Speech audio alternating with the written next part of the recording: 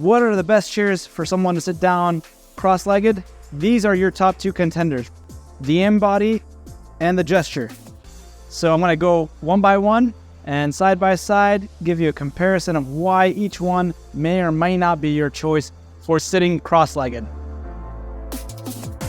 So we're going to start with the Embody. As you can see, this is a gray rhythm Embody with our OfficeLogix matching rhythm headrest. Before I sit in, I'm going to have to widen the arms. And the reason why I do that is so I can get through. I'm going to try to sit down cross-legged in a little bit. So with the settings as is. And I noticed something immediately. Right now, the way that I'm sitting, the Embody is not sufficiently deep enough for me to accommodate my cross-legged sitting. So what I'm going to do is increase the seat depth. I'm going to pull these levers up and out. That gives me about 1.5 inches. That should enable me to do a little bit better in the sitting profile. Much, much better. So now that I'm having both of my legs up, it's pretty decent. And I can raise the arms of the Embody so that they're above my thighs and slightly, and my arms, the arms for the Embody are pushed out as far as they can so that I can fit under it. Now you'll notice my left leg is slightly making contact with the Embody arm pad, and that's because this leg is propped up higher than my other leg, which you're naturally going to have to do that when you cross-legged sit. One leg is going to be slightly angled a little bit higher. But nonetheless, it's not too bothersome and it's pretty decent. The comfort level is pretty great because the cushion and the coils underneath the Embody seat allows a lot of weight distribution, so there's no pressure points while you're doing this. So it's a pretty good option for cross-legged sitting, but as you watch through the rest of this tutorial and video, you're going to notice that there's going to be a better option out there. This is the fully loaded version with the adjustable lumbar in here.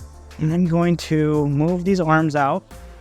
Immediately I notice that the arms move out way further and allow me to expand my leg posture in a way that the Embody does not allow. So the arms on the Embody are fixed to the sides as opposed to the Gesture arms fixed to the back with an elbow pivot. That makes it really versatile and enables me to do a cross-legged posture pretty easily.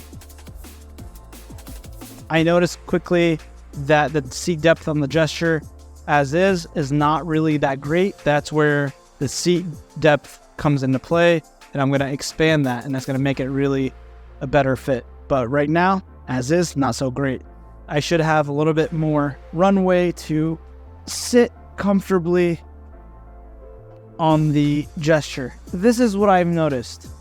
Even though I've increased the depth on the Gesture, it's still not as deep as the full depth of the Embody, and that means I'm still going to be constrained in this dimension, the depth dimension. That's a little bit more concerning if you're a little bit taller and trying to sit cross-legged. If you're shorter, the Gesture is still perfect. Here's where the Gesture wins though.